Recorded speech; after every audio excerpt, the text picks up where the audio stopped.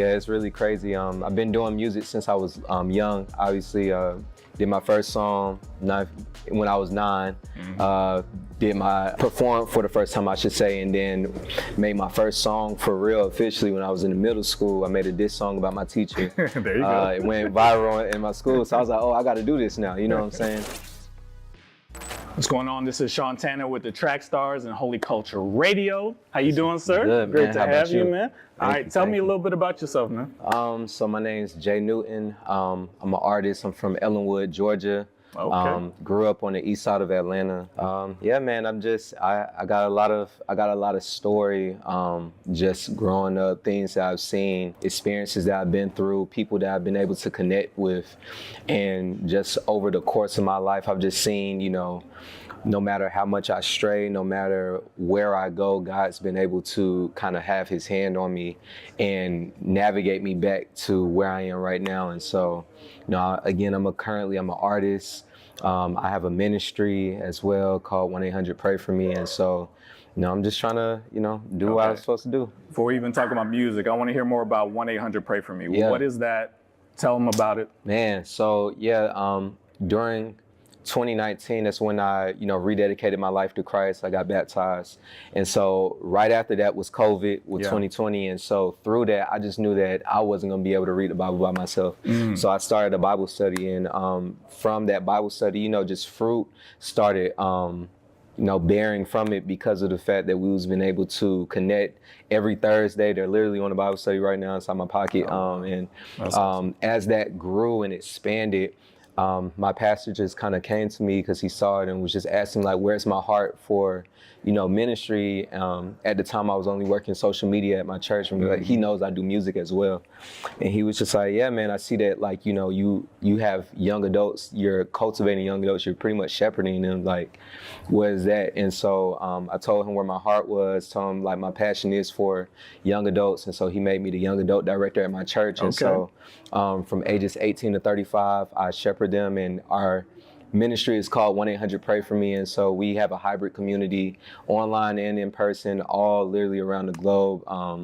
By the grace of God, people have been able to connect with us, grow with us, and build community inside our community and outside of our community. So well, God bless you, man. I appreciate that. Thanks for working on that. Yeah. So let's talk music.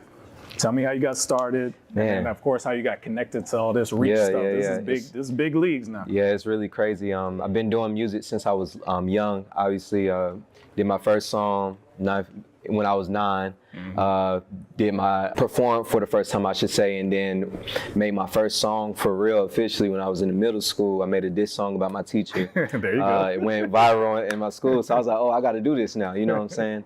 And so as I grew, did music in my county, that gravitated into doing music inside college and all of the things. And through doing music in college, I was able to make a name for myself in the secular space and just around the city and externally. And so as I was working on music, my previous project called Just Pray For Me was my last release, and it was something that really kind of convicted my heart more than anything as I was creating that music. And so it kind of was the thing that drove me to get baptized again and rededicate my life. And so over this span of 3 years, since COVID, I've really been wrestling about, what does that look like inside this sphere of work and stuff.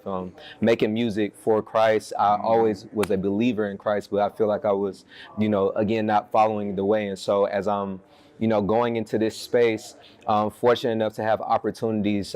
Shout out to Dre. He introduced me to reach through. Dre's the connector. Dre is always the connect. He's boy. Yeah, he be pulling all the strings. I met Dre inside the music field, like on the secular space, and so we already had a rapport, and through that, he tagged me in for the Reach playlist in 2021. I did a song called Mosh Pit with Wanda and Not Clyde. And so that was my song with them. And so that was my introductory.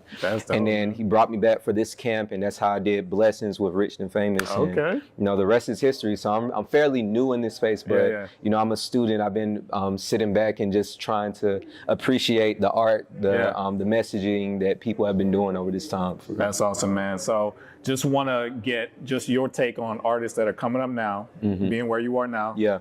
A lot of people want to be where you're sitting, right? and they want to get the blueprint for how to get here. Yeah.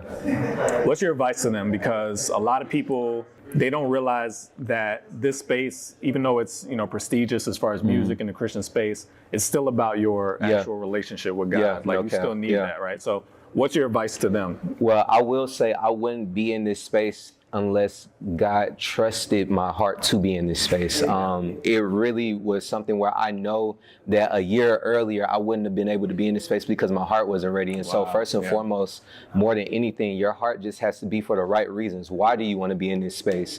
Why do you want to connect with Reach?